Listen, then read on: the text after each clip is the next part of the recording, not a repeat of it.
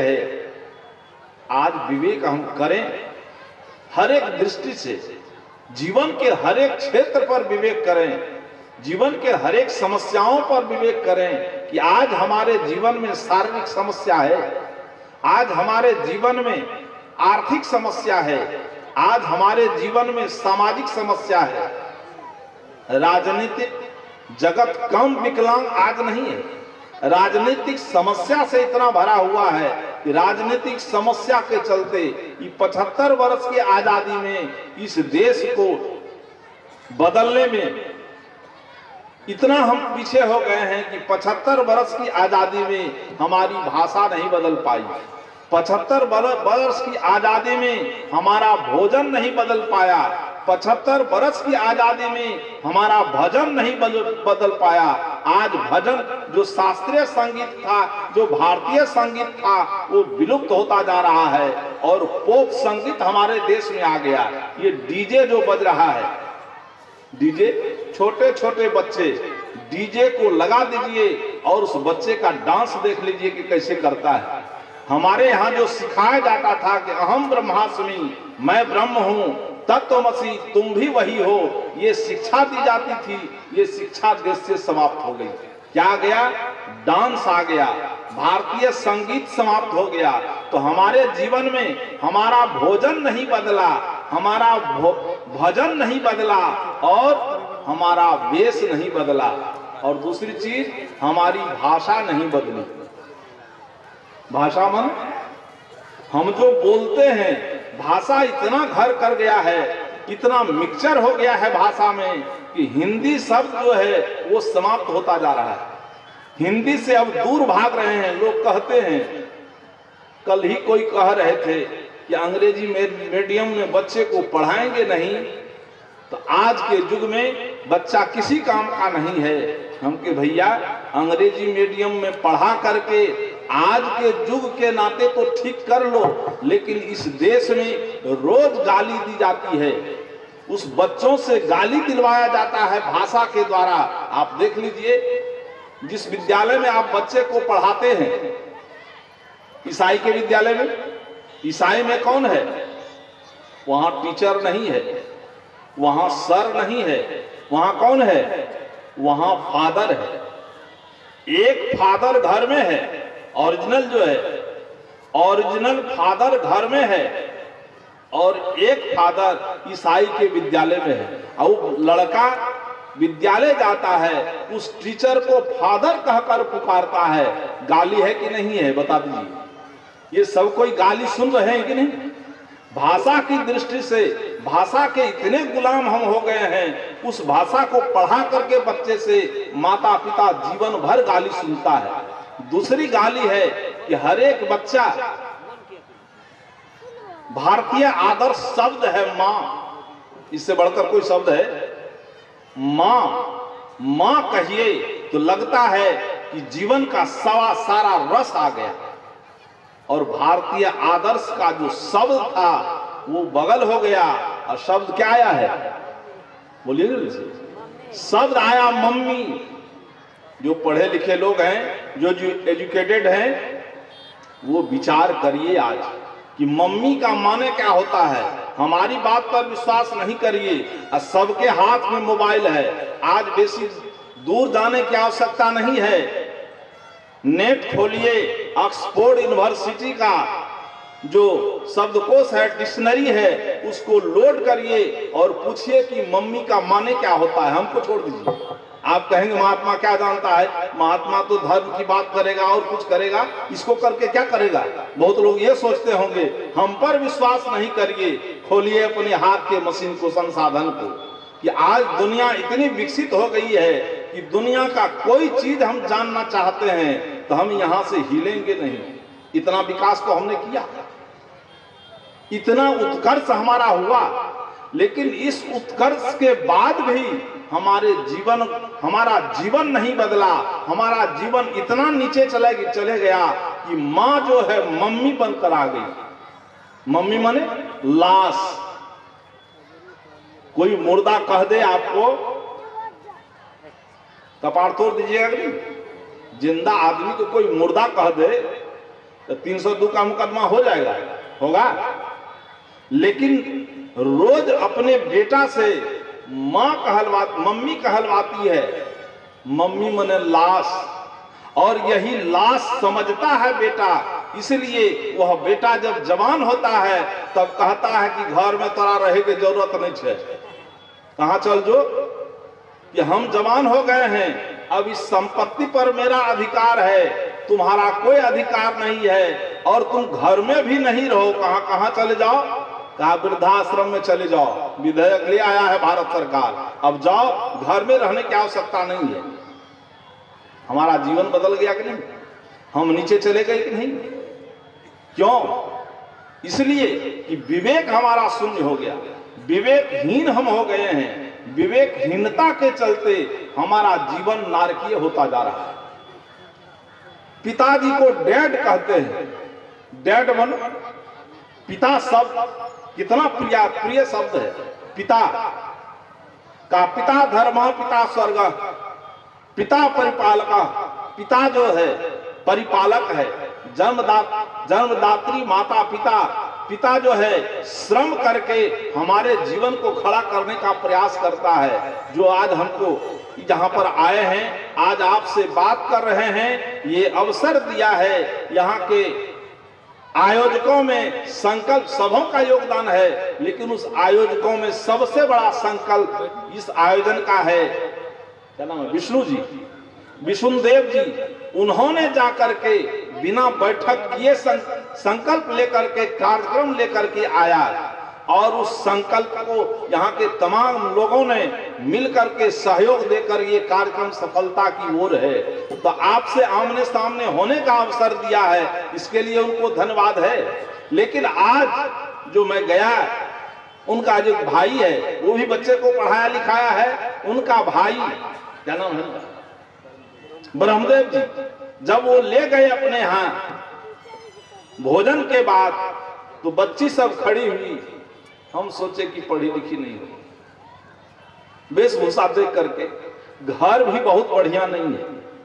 लेकिन जब सभी बच्चे सामने आए और जब मैं पूछने लगा कि पढ़ाई लिखाई, तो कोई बच्ची ऑनर्स कर गई है, कोई 4 बच्ची है ऑनर्स कर गई है, कोई पार्ट 1 में है, कोई पार्ट 2 में है, बेटा पार्ट 2 में कि पार्ट 1 में है। घर की स्थिति अच्छी नहीं है। यह देख करके आश्चर्य किए और धन्यवाद दिए कि ब्रह्मदेव जी, इस देश में बहुत से लोग धनवान हैं, धन उसके पास है, लेकिन आपने जो शिक्षा का संचार किया है, बेटा तो एक ही है, अब बेटी 3 की 4 है, बेटी को भी पीछे नहीं रखा। बेटी से जो पक्षपात करता है लोग कि बेटी को पढ़ाना नहीं है, कुछ दिन जन्म लेकर के, अब तो बदल गई है स्थिति, लेकिन बेटी को पढ़ा करके आगे कर दिया। तो उनका जो सोच है, तो मैं जब विवेक हमारा जगेगा, विवेक शक्ति हमारी जग जाए, विवेक से हम देखना शुरू करें, तो जिस शिक्षा का संचार हमने किया है, वो पिता को गाली है, ये डेड मन, गांव में नहीं शहर में जो जितना बड़ा उच्च कोटि के शिक्षाविद हैं, जो जितना बड़ा उच्च कोटि के पदाधिकारी हैं, वह उतना ज्यादा गाली रोज सुनता है अपने बच्चे से। डेड मन, डेड बॉडी, कोई शब्द है। भाषा की कितनी गुलामी है हमारे जीवन में, तो भाषा की दृष्टि से हम रोज गाली सुन रहे हैं अपने बच्चों से। शिक्षा दे करके, ऐसे विद्यालय में पढ़ा करके हमारा जीवन सही है, हमारा विवेक सही है। इसलिए हर एक दृष्टि से हम चिंतन करें कि हमारे जीवन में बदलाव कैसे होगा, हम बदलेंगे कैसे। ये बदलने के लिए ही आयोजन है कि हम अपने जीवन को समझें और समझ करके आगे आने वाली पीढ़ी, जिस भाषा को कहा गया कि राष्ट्रीय अंतरराष्ट्रीय भाषा अंग्रेजी है, अंतरराष्ट्रीय भाषा कौन हो सकता है, थोड़ा सा विश्लेषण, जिस भाषा में शब्द सबसे अधिक हो, ज्यादा से ज्यादा शब्द हो जिस भाषा में, और उस भाषा को अंतर्राष्ट्रीय भाषा कहेंगे। इस अंग्रेजी को अंतर्राष्ट्रीय भाषा कहा गया और यहाँ के पढ़े लिखे लोग सब मान लिया, इस देश का नेता मान लिया है। नेता का बौद्धिक शक्ति नहीं जग रहा है कि अंतर्राष्ट्रीय भाषा कैसे होगा। अंग्रेजी में, अंग्रेजी के वर्ड को देखेंगे तो 12,000 से ज्यादा वर्ड अंग्रेजी में नहीं है। ओरिजिनल वर्ड 12,000 से ज्यादा नहीं है। आवश्यक हो जाएगा। एक शब्द है रिलेशनशिप को संबोधित करने के लिए, माँ है, चाची है ना रिलेशन, मौसी है, दीदी है, अब पुरुष में मामा है, चाचा है, फूफा है। अंग्रेजी में चले जाइए, अंग्रेजी में, अब जो अंग्रेजी पढ़ने वाले हैं अब समझ लीजिए कि अंग्रेजी में आंटी हो, मामी हो, चाची हो और दीदी हो, सब के लिए एक वर्ड है आंटी। सही है गलत है? एक वर्ड है आंटी। मामा के लिए, चाचा के लिए और रिलेशन फूफा के लिए एक शब्द है अंकल। अंकल और आंटी घर कर गया। और जिस देश में, जिस देश की भाषा में रिलेशनशिप को संबोधित करने के लिए दर्जनों शब्द हैं, उस देश की भाषा को इस देश के लोगों ने छोड़ करके अंग्रेजी के तरफ दौड़ रहा है। हम सही कर रहे हैं कि गलत कर रहे हैं? अपने जीवन को सही दिशा में ले जा रहे हैं? जीवन की दिशा गलत हो गई कि नहीं? किसके चलते? विवेक के चलते। कबीर साहब ने कहा कि करहु विचार तो सब दुख जाई, परिहरि झूठा केर सगाई। विचार पर विचार करो, विचार को सुनकर विचारों को दोहराओ नहीं। आज चिंतन करो कि जीवन का जो हर एक क्षेत्र हमारा है, हर एक बिंदु पर हम विचार करें। माता पिता है तो हम विचार करें, शिक्षक है तो विचार करें। आज के लोगों ने कहा कि धर्म को राजनीति से अलग कर दो। धर्म को राजनीति, इस धर्म को हम कुंठित रूप में नहीं ले रहे हैं, धर्म को राजनीति से अलग करो। एक विद्यालय में मैं बोल रहा था, प्रोफेसर आया महाविद्यालय में, तो प्रोफेसर साहब आकर हमसे पूछा कि आज क्या बताएंगे बच्चों को? हम कि आज बच्चों को धर्म की शिक्षा देंगे। प्रोफेसर का दिमाग चौंक गया। कहा महाराज जी, ये सरकारी संस्थान है, इस सरकारी संस्थान में आप धर्म की व्याख्या करेंगे तो हमारी भी बदनामी होगी, पुलिस पहुंच जाएगी, पत्रकार पहुंच जाएगा, हमारा तो जीवन बर्बाद हो जाएगा, सारी स्थिति बदल जाएगी। हम कहे ठीक है प्रोफेसर साहब, हम धर्म की चर्चा नहीं करेंगे।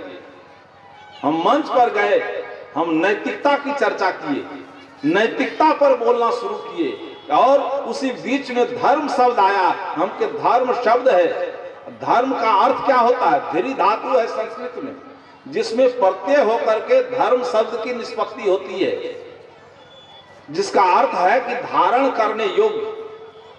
पानी का धर्म शीतलता है, मिट्टी का धर्म कठोरता है, वायु का धर्म कोमलता है, अग्नि का धर्म उष्णता है। अग्नि से गर्मी को अलग कर सकेंगे, पानी से शीतलता को अलग कर सकेंगे, मिट्टी से कठोरता को अलग कर सकेंगे? संभव है? उसी तरह से मनुष्य का धर्म है मानवता। मनुष्य का धर्म बौद्ध धर्म नहीं है, क्योंकि आज चैतिक स्थिति हमारी है कि मनुष्य का धर्म बौद्ध नहीं है, मनुष्य का धर्म जैन नहीं है, मनुष्य का धर्म मुस्लिम नहीं है। किसी विचारक ने कहा है कि धर्म न हिंदू बौद्ध है, धर्म न मुस्लिम जैन, धर्म है चित्त की शुद्धता, धर्म शांति सुख चैन। क्या कहा? हिंदू धर्म नहीं है, मुस्लिम धर्म नहीं है, बौद्ध धर्म। धर्म क्या है? धर्म है चित्त की शुद्धता, चैतिक शुद्धता जो है वो धर्म है। और व्यवहारिक जीवन में हम धर्म का अर्थ करें कि हर एक माता पिता अपने धर्म का पालन करे, हर एक अध्यापक अपने धर्म का पालन करे, हर एक जनप्रतिनिधि अपने धर्म का पालन करे। शिक्षालय में जो शिक्षक हैं वो शिक्षक अपने धर्म का पालन करे और शिक्षार्थी अपने धर्म का पालन करे। शिक्षक का धर्म क्या है, चर्चा हो जाए। शिक्षक का धर्म है कि जो विद्यालय का समय है उस समय पर, चूंकि सरकार हमको पारिश्रमिक देती है, वेतन देती है, उस वेतन के एवज में हमको पढ़ाना है, तो समय पर विद्यालय में पहुंच करके अब तब जो घंटी का समय निर्धारित है 40 मिनट का, तो 40 मिनट हमको पढ़ाना है। कई घंटियां हैं, 7-8 घंटी पढ़ाई होती है। सभी शिक्षक अपने अपने विषय का की व्याख्या करके बच्चों को पढ़ा करके उसको नोट करा दे, उस पर मेहनत करे, ये शिक्षक का धर्म है। और छात्र अपने धर्म का पालन करे, छात्रा अपने धर्म का पालन करे कि हमको बौद्धिक शक्ति विकसित करनी है, बौद्धिक शक्ति हमारा विकास करे, इसके लिए हम स्वाध्याय करें। शिक्षक जो हमको पढ़ाते हैं उसके अनुसार हम स्वाध्याय करें, मेहनत करें और मेहनत करके अपनी बौद्धिक शक्ति को बढ़ाएं। धर्म है छात्र का कि नहीं? शिक्षक का धर्म है ना पढ़ाना। आज शिक्षक अपने धर्म से नीचे उतर गया, जिसका परिणाम है कि विद्यालय में पढ़ाई नहीं है, बगल में कोचिंग सेंटर खुला हुआ है। और इस देश में बड़ी बड़ी संस्थाएं हैं, यहाँ से बच्चे कोटा पढ़ने जा रहा है, कोचिंग संस्थान है, दिल्ली पढ़ने जा रहा है, आकाश इंस्टीट्यूट में कोचिंग संस्थान है। और बड़ा बड़ा कोचिंग संस्थान खोलना क्यों पड़ा? इसलिए कि अध्यापक अपने धर्म को छोड़ दिया, छात्र अपने धर्म को छोड़ दिया। अध्यापक पढ़ाने में कंजूसी कर दी, विद्यालय में पढ़ाएंगे तो बच्चे को कोचिंग तो मिलेगा नहीं, अलग से आमदनी होगी नहीं। और छात्र पढ़ना छोड़ रहा है कि आज पढ़ाई से दूरी बना करके छात्र का संग बदल गया, वो नेतागिरी कर रहा है, राजनीति में आ रहा है। तो छात्र बदलेगा, छात्र के जीवन का विकास होगा, धर्म की आवश्यकता है कि राजनेता अपने धर्म को छोड़ करके, अधिकारी अपने धर्म को छोड़ करके, क्योंकि धर्म है वही। कहा है किसी विचारक ने कि वह धर्म है, कौन? तो विचारक ने कहा आत्मनः प्रतिकूलानि, जैसे ऐसा सूर्यताम धर्म सर्वस्वम। नीतिविद ने कहा सूर्यताम धर्म सर्वस्वम, धर्म के सार को सुनो। सूर्यताम धर्म सर्वस्वम श्रुत्वा चैवाय धार्यताम, कहा धर्म के सार को सुनो और सुन करके धारण करो। धर्म का सार क्या है? कहा आत्मनः प्रतिकूलानि न परेशान समाचरेत, कि अपने आत्मा के से प्रतिकूल व्यवहार दूसरों के साथ नहीं करो। इस धर्म की आवश्यकता राजनीति को है कि नहीं? जब ये धर्म राजनेताओं के मस्तिष्क में चला जाएगा, मंदिर मस्जिद वाला नहीं, ये मंदिर मस्जिद का जो मसला है इससे अलग धर्म है, वो धर्म नहीं है। ये धर्म मस्तिष्क में चला जाए कि आत्मनः प्रतिकूलानि न परेशान समाचरेत, कि अपने आत्मा से प्रतिकूल व्यवहार नहीं करना है, जनता के लिए उसका चिंतन सही हो जाए, करप्शन होगा, ये सही हो जाए, हो गया होता तो अभी जो छापामारी हुआ है कुछ दिन पहले, अब चलिए रहा है झारखंड में, बहुत लोग अब समझ गए होंगे। एक नेता है जिस नेता के घर में छापामारी हुआ, इस देश में लोगों को रहने के लिए भवन नहीं है। इसको देखना है तो दिल्ली और पटना के जंक्शन पर, हवाई अड्डा पर जाकर देखिए कि कड़ाके की ठंड में उस सड़क पर लेट करके गरीब की जिंदगी कैसे बीतती है, उसका जीवन कैसा है।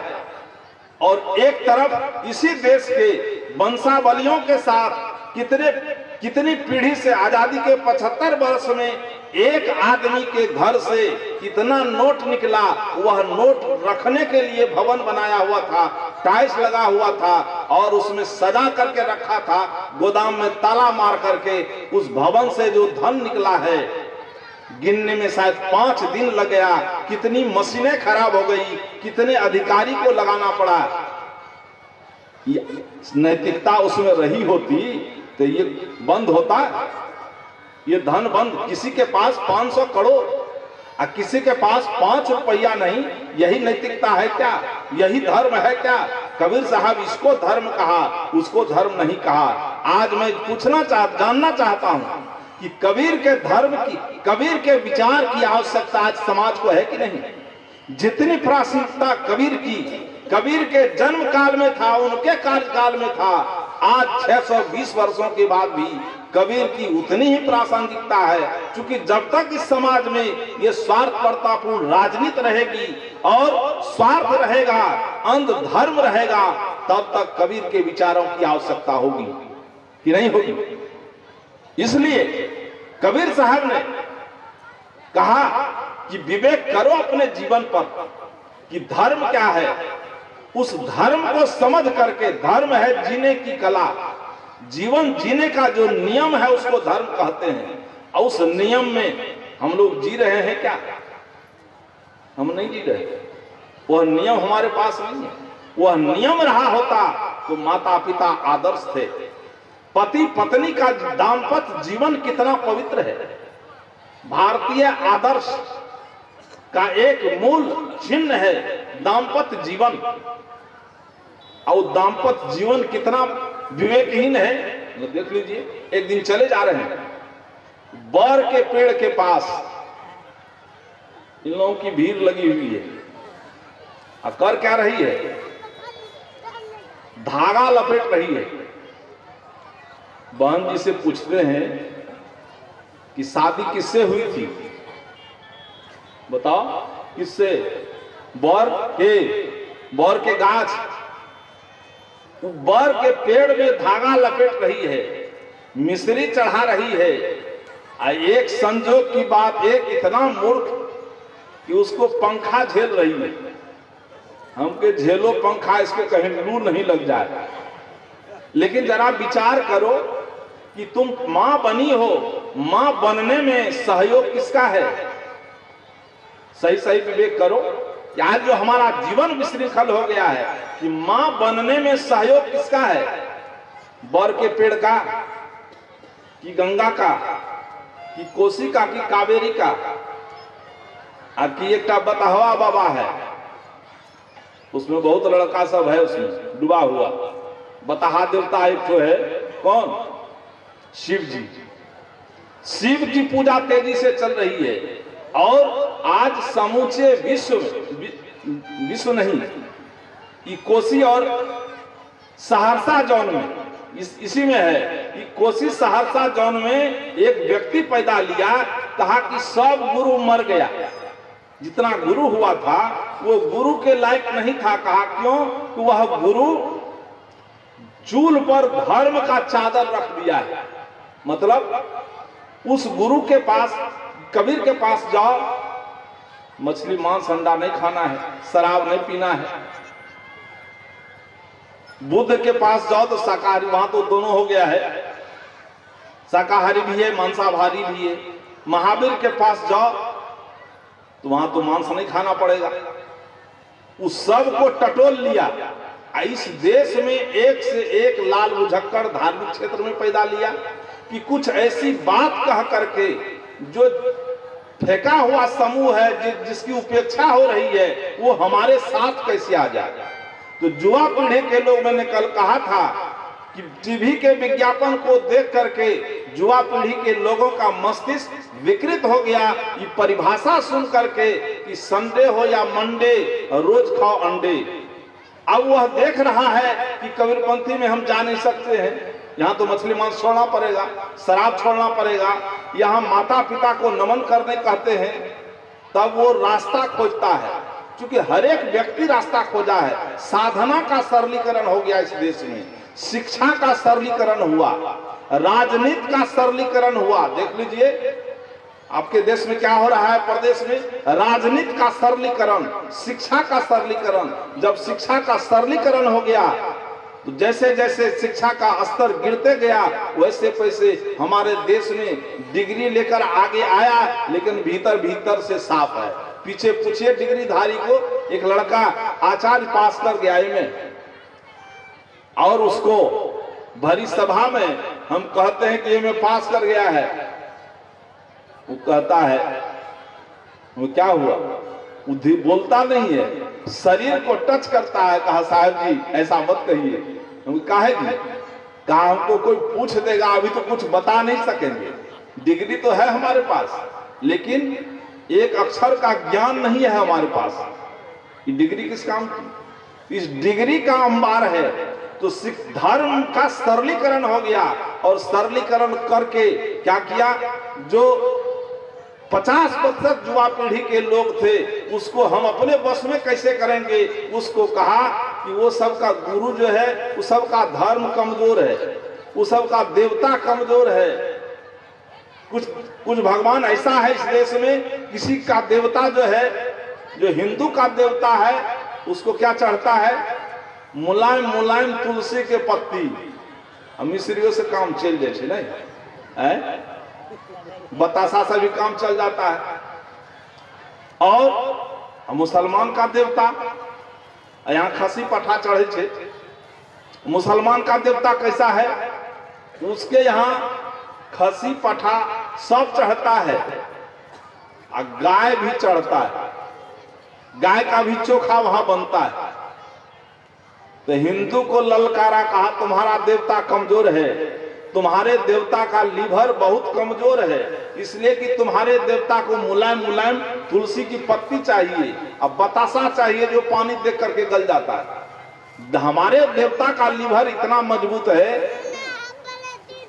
कि सबसे बढ़िया दाम गाय का बनता है चोखा। हमारा देवता का लीवर इतना मजबूत है कि गाय बकरी सब पच जाता है, ये दुर्भाग्य है। इसलिए तुमसे हमारा जो देवता है मजबूत है, उधर ईसाई बैठा हुआ। कहा इस्लाम तुम्हारा भी देवता का लीवर जो है कमजोर है। कहा कैसे? कहा तुम्हारे देवता के लीवर पर से शुगर पिछड़ जाता है, और हमारा देवता ऐसा है कि सबसे बढ़िया दम शुगरे का बनता है। उसी तरह से बीच में आया एक धर्म का सरलीकरण करने वाला एक गुरु, कहा शिव आज भी गुरु है, और कहा कि मछली मांस अंडा शराब सब खाओ और सब पियो, ये कबीरपंथी के चक्कर में मत पड़ो। ये सब जो है तुमको नपुंसक बना देगा। कहेगा मांसाहार नहीं करने, मांसाहार नहीं करोगे तो शरीर में शक्ति नहीं मिलेगी। और वो लड़का परिभाषा को सुन करके रखा था कि संडे हो या मंडे रोज खाओ अंडे, उसको सुन करके रखा था। इधर से इसको सह मिल गया। जितना कबीरपंथी का बेटा सब था, जो कबीर विचारधारा से जुड़े हुए थे जिसके पिताजी, उसका भी बेटा उछल के दीवार पार कर गया। कहा नहीं बाबूजी हमें नहीं रहो। अब लोग कहने आता है कि महाराज जी क्या करें, हम कबीर साहब के विचार को मानते हैं, हमारा बेटा तो दूसरी दिशा को पकड़ लिया। वो कहता है कि शिव आज भी गुरु है। वो कहता है कि अंडा मछली मांस रोज खाओ, और 2 घंटा शिव जी को जगा दो। एक आदमी ऐसा था कि शिव गुरु भाई गुरु बहन सब जमा हुआ, और जमा हुआ तो उसके यहाँ आया मुर्गा, 4-5 मुर्गा कट गया, और सब गुरु भाई गुरु बहन मिल करके शिव जी को जगा लिया, कुछ मंत्र भी दे दिया, और वो मुर्गा का जो दम बना, वो बाहर से जो 5 गुरु भाई सब आया था, वो 5 थाली लोहिया सहित पोछ के खा लिया, घर वाले को कुछ नहीं मिला। वो कहा कि मछली मांस अंडा रोज खाओ, अब 12 बजे दिन में लंगोटी कस करके नरक में सरक के चले जाओ। इस धर्म का सरलीकरण करके धर्म की हत्या हो रही है इस देश में। कबीर साहब ने कहा कि विवेक करो। कबीर साहब कहा कि विवेक करो, विवेक करके जीवन को ठीक से जीने का अभ्यास करो, संतों का संग करो। कबीर साहब का ये प्रांजल विचार है। तो धर्म की हमने हत्या कर दी, और धर्म का सरलीकरण, शिक्षा का सरलीकरण हुआ। आप देखे होंगे एक बार मधेपुरा यूनिवर्सिटी में महावीर यादव का नाम सुने? महावीर यादव वाइस चांसलर रहे हैं। महावीर यादव अपने जमाने के कड़े शिक्षाविद थे। ऐसी स्थिति थी उनकी, इतना नैतिकवान व्यक्ति थे कि उनकी साली परीक्षा दे रही थी और वो घूमने गए चेकिंग में, और जब घूमने गए तो नजर पड़ गई सालिए पर। साली करते फिर ये है लोग के साली को परीक्षा दिलाने के लिए सारी शक्ति लगा देता है लोग, सारा प्रतिष्ठा खो देता है कि पास कर जाए। लेकिन इतने नैतिकवान थे कि साली पर ही दृष्टि पड़ गई और जैसे देखा तुरंत सस्पेंड कर दी उसको। परीक्षा भवन से बाहर हो गई, सूचना निकल गई और ये पता चल गया पत्नी को। रात में महावीर यादव घर गए, पत्नी से चाय तक नहीं मिला, भोजन की तो बात छोड़ दी। का कोई भी आदमी हो कम से कम अपने आदमी के साथ रियायत करना चाहिए। लेकिन वही महावीर यादव जब राजनीति में चले गए, इतनी नैतिकता नीचे गिर गई और उसके चलते समूचे बिहार की शिक्षा पद्धति धाराशाही हो गई कि परीक्षा दे रहा है लोग, और इतना नैतिकता नीचे गिर गया कि महावीर यादव कहा कि पढ़ो नहीं, केवल एक पर्ची लेकर के नहीं, चोरी करते हैं तो ले जाते हैं चोरी करने की लिस्ट बना करके, नोट बना करके महीन अक्षर में। महावीर यादव कहा पर्ची लेके नहीं, किताब लेके आओ। किताब का बोझा लेकर के परीक्षा भवन में आकर के लड़के लिखने लगे, जिसके चलते समूचे बिहार की शिक्षा पद्धति गिर गई। तो जैसे शिक्षा का सरलीकरण हुआ, आज देख रहे हैं कि एमए पास है उसको कुछ आता नहीं। शिक्षा का इतना, और जहां स्वार्थ होता है, स्वार्थपरता पूर्ण स्थिति आ जाती है, वहां नैतिकता नहीं रह सकती। ये धर्म है कि नैतिकता का पालन करना ये धर्म है। तो हम विवेक से चलें, विवेक करके चलें। आज जो हमारे जीवन में पारिवारिक समस्या है, इनसे पूछिए, जो बात छूट गई, उस माँ को पूछिए कि माँ बनी हो, सहयोग किसका है? पति का, और किसी का तो नहीं है। आज 56 कोटि देवता है, आ घर में सोखा मोखा गहीर परमेश्वरी सब है। एक पति का राम नाम सत हो जाए, शरीर छूट गया रात में, ये रहता, ये ललका सिर पर रहेगा, हाथ में चूड़ी रहेगी, हाथ की चूड़ी फूट जाएगी, सिर का सिंदूर धुला जाएगा एक पति के नहीं रहने पर, और तुम विधवा हो जाओगी। और यदि एक पति जिंदा है, 1.5 दर्जन देवता काशी ओगर ले, मलेमास में चल जाता है राजगीर, और कहे कि हम नहीं जेब, और तब कोई कह दे इसको कि तुम विधवा हो गई हो, कपाड़ तोड़ेगी कि नहीं? कपाड़ तोड़ देगी कि नहीं? महत्व किसका है? वास्तविकता क्या है? विवेक करके देखो, उस पति के प्रति हमारा सम्मान है कि नहीं, उस पति के प्रति हमारी आस्था है कि नहीं। क्योंकि जीवन के सारे संसाधन पति से मिलता है, पति से के मेहनत से हमारे सारे श्रृंगार चमक रहे हैं, लेकिन उस पति की आज उपेक्षा हो रही है। उसको छठियार का दूध याद दिलाता है एक दिन, कब? पति को छठी का दूध याद दिलाती है, एक दिन है साल में। समझे कौन दिन है वो दिन है छठ का। छठ दिन, छठ के दिन छठ करती है और 2 दिन सहती है, सब कुछ बनाती है। विवेक करो कि हम क्या कर रहे हैं।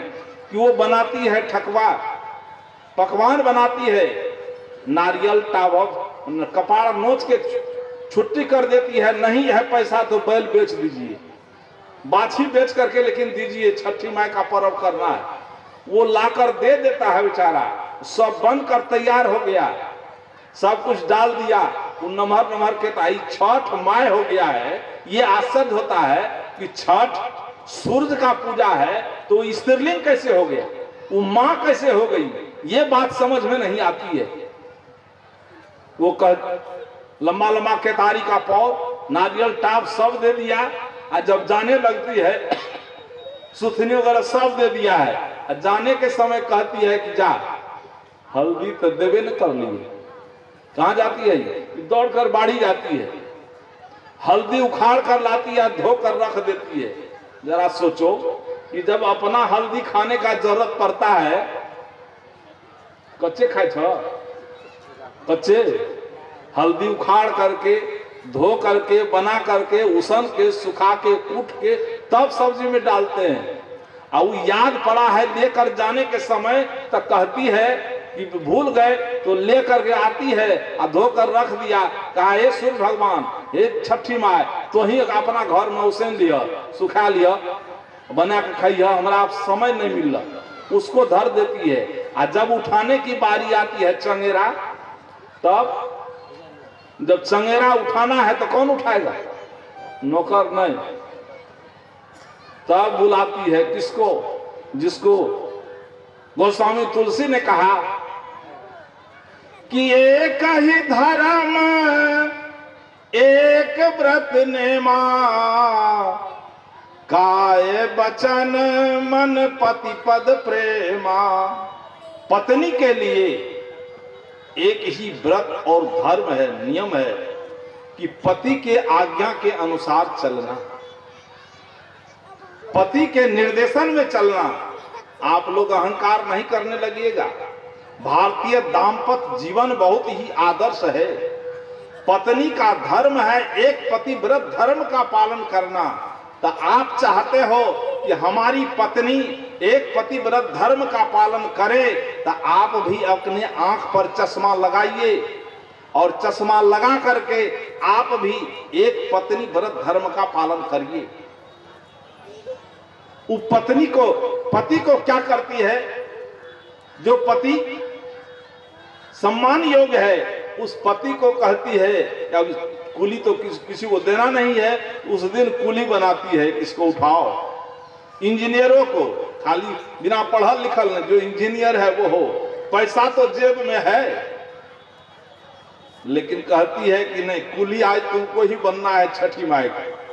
ये कपाल पर रख देती है और आंख में लेती है कपड़ा, और डिमडिमिया ढोल चमरखल्ला को आगे आगे बजाते बजाते और पीछे से जाती है नदी में। ये पति की पूजा करती है कि पति की छठी छुड़ा रही है?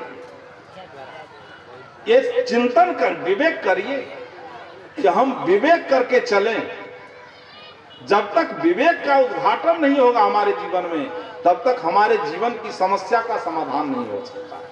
चाहे पारिवारिक जीवन हो, सामाजिक जीवन हो, सामाजिक जीवन में जो समस्याएं हैं उस पर चिंतन करिए। ये रोड बना है, समाज चलता है कि नहीं? रोड पर नैतिकता हमारे जीवन में हो। ये रोड जो बनती है ईमानदारी से बना है? रोड ईमानदारी नहीं है। क्यों? कि रोड का जो एस्टिमेट है यदि 45 लाख का है, 90 करोड़ का है, तो सोचता है कि 50 करोड़ खर्चा हो, 40 करोड़ बच जाए, और उसको बचाने के लिए ऐसा रोड बनाता है कि इधर से बनते जा रहा है और उधर से टूटते आ रहा है। उस पर कौन चलेगा? एक रोड है जिस पर भंगी से लेकर राष्ट्रपति तक को अधिकार है चलने का। उस रोड की दशा बिगड़ गई। दर्जनों दशाएं हैं, लेकिन हम धर्म की बात करते हैं। हम सोचते हैं कि हमारा जो जीवन है, वैयक्तिक जीवन हमारा सुखी कैसे हो। व्यक्तिगत जीवन को हम सुखी बनाना चाहते हैं, और व्यक्तिगत जीवन कभी सुखी नहीं हो सकता है। कहा रामधारी सिंह दिनकर ने कि एक पंथ है छोड़ जगत को, अपने में रम जाओ, खोजो अपनी मुक्ति और निज को ही सुखी बनाओ। दो तट बताया दिनकर जी ने। एक पंथ है छोड़ जगत को, अपने में रम जाओ, खोजो अपनी मुक्ति, निज को ही सुखी बनाओ। अपर पंथ है औरों को भी, निज विवेक बल देकर पहुंचो स्वर्ग लोक तुम साथ बहुत को लेकर। ये मानवत्व है, ये नैतिकता है कि अकेले हम जीवन को सुखी नहीं बनाओ, सब लोग सुखी हो वो वातावरण तैयार करें, उस वातावरण में हम जिए। तो एक व्यक्ति कोई सुखी होकर के जी नहीं सकता है। 10 आदमी है, 10 आदमी के बीच एक व्यक्ति रोगी हो तो वह रोगी खांसी हो रही है तो 10 को सोने देगा? इसलिए उसकी खांसी को बंद करना है, उसके रोग को ठीक करना है, और वो होगी नैतिकता से। आइए उसी तरह से हम विवेक करें कि आज जो सामाजिक व्यवस्था है, ये जो सामाजिक व्यवस्था में विकृति आई है कि हर एक जगह लोग अपने जीवन को ऊपर देखना चाहता है, उच्च श्रृंखला पर पहुंचाना चाहता है, लेकिन नैतिकता उसके पास नहीं है। एक विद्यालय में, चूंकि इस देश में एक व्यक्ति एक दूसरे को पागल कहता है कि पागल है लोग। एक प्रोफेसर कॉलोनी से एक लड़का गुजर रहा था और बारिश हुई थी। अब बारिश के बाद हल्का धूप और हवा चली थी, तो प्रोफेसर के बंगला के आगे बीड़ी सिगरेट का डब्बा फेंका हुआ है। वो बीड़ी सिगरेट का जो डब्बा फेंका हुआ था हल्की बारिश में सूख गया था। वह लड़का गमछा बिछा दिया और गमछा बिछा करके उसको समेट करके गमछा पर रखने लगा। प्रोफेसर साहब बंगला से निकले, उस लड़के को देख करके हंस दिया। लड़का देखा कि यहाँ तो कोई है नहीं, हम ही हैं, तो हमको देख करके प्रोफेसर साहब हंसे हैं, इसमें कोई शक नहीं है। तो लड़का भी प्रोफेसर को देख करके हंस दिए। लड़का जब हंस दिया, अब प्रोफेसर सोचता है कि यहाँ कोई नहीं है, ये लड़का हमको देखकर काहे हंसा है। प्रोफेसर प्रश्न करता है उस बच्चे से, उस लड़के से कि तुम्हारे हंसने का कारण क्या है। वो लड़के ने कहा कि प्रोफेसर साहब, इसी प्रश्न से मिलता जुलता प्रश्न हमारा है कि पहले हम नहीं हंसे हैं, पहले हंसे आप हैं, पहले आप कारण बता दीजिए।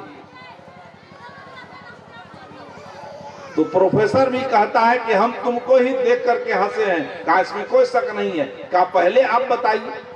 तो प्रोफेसर ने कहा कि तुम पागल के तरह लगते हो। तो उस लड़के ने कहा कि प्रोफेसर साहब दुख नहीं मानिएगा, आप महापागल के तरह लगते हैं। अब प्रोफेसर कहता है कि हम पागल कैसे हैं। तो लड़के ने कहा प्रोफेसर साहब यही प्रश्न हमारा है कि पहले आप ही बता दीजिए कि हम महापागल कैसे हैं। कहा तुम पागल इसलिए हो कि बीड़ी सिगरेट के डब्बे को जमा कर रहे हो, इसलिए पागल हो तुम। कहा प्रोफेसर साहब, इस बीड़ी सिगरेट के डब्बे को हम इकट्ठा कर रहे हैं इसलिए कि बारिश हुई है, बारिश में ईंधन गीला हो गया है। ईंधन गीला है तो चूल्हा जलाएंगे, चूल्हा जलाने की कोई संसाधन नहीं है, लकड़ी में आग पकड़े, इसके लिए हल्की हवा में ये बीड़ी सिगरेट के डब्बे सूख गए हैं, इससे हम चूल्हा जलाएंगे तो हम पागल हैं। लेकिन इस बीड़ी सिगरेट के डब्बे में जो भरा हुआ बीड़ी और सिगरेट है, जो सिगरेट से अपना कलेजा सुलगा लिया, वो पागल नहीं, महापागल नहीं तो क्या है। उत्तर में लिया करिए। तो हम दूसरे को पागल समझते हैं, लेकिन अपने जीवन को हम ठीक से झांक नहीं पाते हैं। तो हम विवेक करें, विवेक से विवेक करके व्यवहारिक जीवन को देखें तो व्यवहारिक जीवन हमारा संभल सकता है। उसी विवेक की आवश्यकता है। ये व्यवहार की बात हुई, संसार में जीने की बात हुई, लेकिन ये संसार, अब बात को विराम दूंगा बस कुछ सूत्रों में कह करके, ये संसार का अस्तित्व सब दिन एक साथ रहेगा नहीं। क्योंकि शरीर को जीने के लिए मैं जितनी बात बताया हूं, उस शरीर को जीने के लिए और शरीर संबंधी सारी व्यवस्थाओं को ठीक रखने के लिए व्यवहारिक धरातल मेरा मजबूत हो, उसके लिए विवेक की आवश्यकता है। और उसी तरह से साधनात्मक धरातल भी चाहिए हमको। क्योंकि जिस संसार में हम दौड़ रहे हैं, जिन प्राणी पदार्थों को हम अपना समझ रहे हैं, वो प्राणी पदार्थ से हमारा अस्थाई संबंध नहीं है। किसी भी प्राणी और पदार्थ से मेरा अस्थाई संबंध नहीं है, वो रहने वाला नहीं है। उस पदार्थ से संबंध तब तक रहेगा जब तक शरीर है। और जो शरीर मिला है, ये मानव जीवन मिला है, मानव जीवन इसलिए मिला है, गोस्वामी जी ने कहा, गोस्वामी जी कहते हैं कि नरतन पाए विषय मन देही, पलटी सुधाते सठबिस लेई। ये जो मानव जीवन मिला है, ये मैं कौन हूं, संसार क्या है, संसार के साथ मेरा संबंध क्या है, इसको जानने के लिए ये आवागमन का जो दुख है, आवागमन का जो चक्र है, इस चक्र से हम ऊपर कैसे उठेंगे।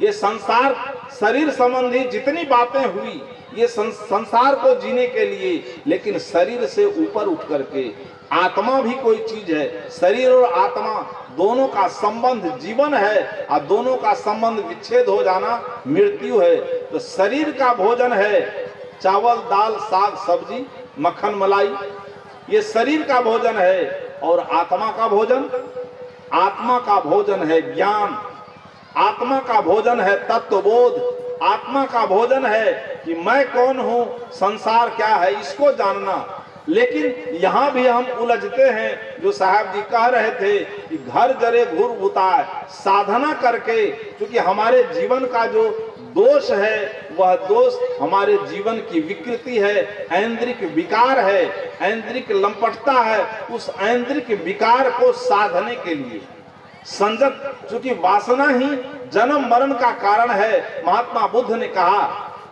बौद्ध साहित्य में महात्मा बुद्ध जब साधना में उतरे और साधना में उतर करके जीवन को समझ लिए कि आवागमन के चक्र का कारण कौन है, तो पता चल गया कि आवागमन के चक्र का कारण है बीज है वासना। उस वासना रूपी बीज, जैसे बीज है, बीज तब तक जनरेशन होता रहेगा जब तक उसमें जन्मने की शक्ति है। बीज को मिट्टी पानी आग हवा मिलेगा, उसमें अंकुरण होगा, और वो है बीज वासना। और शरीर जब चलती है, यहाँ से शरीर को छोड़ करके, जीव शरीर का त्याग करके, तो जो वासना जीव के साथ रहता है, वो साथ लेकर कहा भगवान कृष्ण ने कि सकनोति हेव ज सोढ़ुम प्राक शरीर विमोक्षणात्, सकनोति हेव ज सोढ़ुम प्राक शरीर विमोक्षणात् काम क्रोधोद्भवम वेगम सयुक्त स सुखी नरः। कहा कि शरीर छोड़ने से पूर्व, जिस पंडित की बात आई थी बीच में कि शरीर जन्म लेते हैं तब पंडित जी चाहिए, हम मर गए तब पंडित जी, पंडित जी के बिना भवसागर पार नहीं होते हैं। वो भवसागर क्या है, वो भवसागर है भगवान कृष्ण कहते हैं कि सकनौति हेव ज सोढ़ुम। अब उतना समय नहीं है, सकनौति हेव ज सोढ़ुम प्राक शरीर विमोक्षणात्, प्राक माने पहले, शरीर छोड़ने से पूर्व। सकनौति माने सहने में सक्षम है, किसको कहा, वेग को। वेगम कौन सा वेग, कहा काम क्रोधोद भवम वेगम, काम क्रोध लोभ मोह के वेग को सहने में जो सक्षम है। काम किसको होगा, जिंदा को कि मुर्दा को, काम जिंदा को मुर्दा को, लोभ जिंदा को कि मुर्दा को, सौत एकदम सूत्र रूप में, लोभ जिंदा को होगा, क्रोध जिंदा को होगा। कहा जीवन काल में जो इन क्रोध को मार लिया, जो इस क्रोध को जीत लिया, भगवान आदि शंकराचार्य ने कहा कि शत्रुर महाशत्रु तमोस्ति को वा का मनोज बाणेर व्यर्थितो अस्तु। शत्रुओं में महान शत्रु है मनोगत कामनाएं। उस कामनाओं को जो जीत लिया, जीत करके वश में कर लिया, कहा वही कामना मित्र है और वही सुरान वीर पुरुष है। कहा सुरान महासुर तमोस्ति को वा, सुरों में वीरों में महावीर कौन है, कहा जो अपने मनोगत कामनाओं को जीत लिया। इसलिए साधना करके, गुरु का सानिध्य पा करके संसार के सारे प्राणी पदार्थ छूटने वाले हैं, छूटेंगे। लेकिन उसमें से हमारी जो आसक्ति है उस आसक्ति का त्याग करके और त्याग करने की कला संत महापुरुषों के साहचर्य के पास मिलेगी। जब तक वो वासना रूपी बीज, जैसे एक उदाहरण से बात स्पष्ट हो जाएगी कि गेहूं का बीज है, और जब तक गेहूं बीज रूप में है वो परिवर्तित होता रहता है, बीज होता है, वृक्ष होता है, फिर बीज होता है, लेकिन उसी बीज को भूंज दीजिए खपरी में, लोहिया में, कढ़ाई में भून करके और तब डाल दीजिए, चाहे बीज गेहूं का हो चाहे तोड़ी का हो, उस बीज को भून करके जमीन में डाल दीजिए। वो सड़ सकता है लेकिन उसमें अंकुरन होगा, उसमें अंकुरन नहीं होगा। उसी तरह से ये जो वासना रूपी बीज है, महात्मा बुद्ध ने कहा कि शरीर बनाने वालों सावधान, और कहा कि अब तुम शरीर नहीं बना सकते हो, इसलिए कि मैंने तुमको परख लिया है कि तुम्हारे पीछे चलते चलते हमारा जो जीवन है, हमारा यह जो जीव है, ये अशांति में डूब करके, आसक्ति में डूब करके आवागमन के चक्कर में घूम रहा था, लेकिन अब तुम्हारे वासना को तुमको हम समझ लिए हैं, तुम शरीर नहीं बना सकते हो, हम तुम्हारे पीछे जाएंगे नहीं। उसी तरह से कबीर साहब भी कहते हैं कि मन वचन कर्म से सर्वथा दोषों का त्याग करके मानसिक जो दोष है उस मानसिक दोषों का निवारण कैसे होगा, तो कहा उस साधना से होगी। और वो एक दिन में नहीं होगा, एक दिन सुनने से नहीं होगा, इस साधना में भी आकर के गुरु लोग फंसा दिए हैं। वो उसका वर्णन करना इस समय नहीं है, श्रुत रूप में ये गुरु आकर फंसाते हैं कि हमसे दीक्षा ले लो, हमसे हमारे पास चले आओ और तुमको परमात्मा से दर्शन हो जाएगा।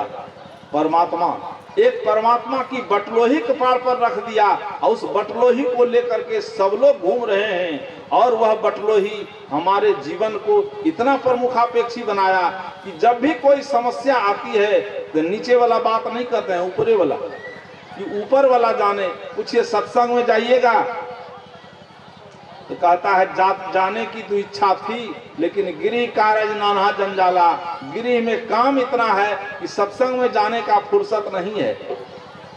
दूसरा कहता है कि राम जी की इच्छा नहीं हुई है, राम जी की इच्छा के बिना हम सत्संग में नहीं जा सकते हैं, राम की परमात्मा की इच्छा के बिना एक पत्ता नहीं हिलता है। ये सब बात ऊपर से लाद दिया जाता है और यहाँ भी हम भटक जाते हैं।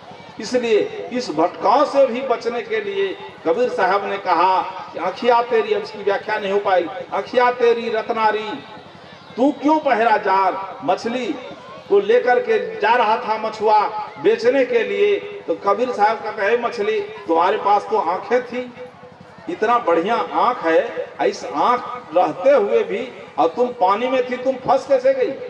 कहा कि बाबा मत पूछिए, पानी भीतर घर किया और सेजिया किया पतार, पासा परा करीम का तब मैं पहरा जार। कहा हम पानी में निवास करते थे, पानी के नीचे पताल में, और इतना नीचे थे कि वहां कोई पहुंच नहीं सकता है, लेकिन पासा परा करीम का, करीम मने गुरुआ का पासा पड़ गया, परमात्मा बताने वाले का, वो जाल फेंका, उसी जाल में हम फंस गए, इसलिए हम भटक रहे हैं। इसलिए उस जाल से निकल करके, और जाल से तब निकलेंगे जब कबीर साहब के विचार के निकट आएंगे, और कबीर साहब के विचार के निकट आते ही जीवन की सारी भ्रांति मिट जाएगी, साधना की सही दिशा मिल जाएगी। इसलिए कबीर साहब के विचारों में अवगाहन करके दुनिया के लोगों को दिशा मिली है। आप लोग भी कबीर साहब के विचारों का अनुसरण कर रहे हैं, और इसलिए जिससे हमारे जीवन का कल्याण होगा और हमारे जीवन का सर्वांगीण विकास होगा, संपूर्ण जीवन हमारा सुलझ जाएगा। और सुलझाने का काम केवल कबीर साहब का विचार कर सकता है, जो कि शुरू में मैंने कहा कि कबीर मने सुंदर बिहान, कबीर मने सुंदर प्रभात, कबीर मने समाधान। और समाधान जीवन में जितनी समस्या है उस समस्याओं का समाधान मिलेगा। ऐसे आयोजन करने के लिए जो संकल्प लिया, मैं थोड़ा निवेदन किया, उसके बाद अब मैं धन्यवाद देता हूं कि जो संकल्प लिया हमारे विष्णुदेव जी अकेले और उसके सहयोगी हमारे मधेपुरा के योगाचार्य परम प्रिय गुरु भाई असंग देव जी, असंग साहब जी ने उनकी प्रेरणा से क्यों कहा कि चर्चा किया कि बहुत दिन हो गया है, गुरु जी तो बहुत दिन हो गया आए हुए, एक सत्संग करना चाहते हैं। तुरंत निर्णय लिया और बात करके हमसे छातापुर जा करके संपर्क स्थापित करके और समय लिया, और जैसे समय लेकर के आया इस मानगंज की वासी आबाल वृद्ध माता बहन भाई सबको मिल करके इस संकल्प को कार्य रूप देने के लिए आप सब लोग सहयोग करके ये कार्यक्रम आयोजित किए, जो कार्यक्रम आज सफलता की ओर है। दूसरी तरफ यहाँ पर परम पूज्य गुरुदेव जी के द्वारा जो नींव रखी गई है आश्रम की, वो आश्रम आपके सामने है। उसमें भी कोई बात है रजिस्ट्री हो जानी थी कि सत्संग के पहले रजिस्ट्री होती, भवन का काम प्रारंभ होता, कोई बात कहीं फंस गई है, फंस गई था, उसका समाधान करके उसकी रजिस्ट्री होगी और सब लोग मिल करके कबीर साहब का जो संस्थान है, कबीर साहब का जो विचार है उसका निर्माण करके, ताकि यहाँ से कबीर साहब का विचार बुझने नहीं पावे। कबीर साहब के विचारों को बुझाने के लिए बहुत लोग संघर्ष कर रहा है, इसलिए वो विचार बुझने नहीं पावे, और उसके लिए परम स्वरूप लिंग सदगुरु आचार्य धर्म स्वरूप साहब जी के कर कमलों से इसकी नींव रखी गई है। और इस तरफ इसका विकास हो करते हुए और आने वाली पीढ़ी को हम नई दिशा दे सकें, इसलिए बहुत बहुत धन्यवाद है।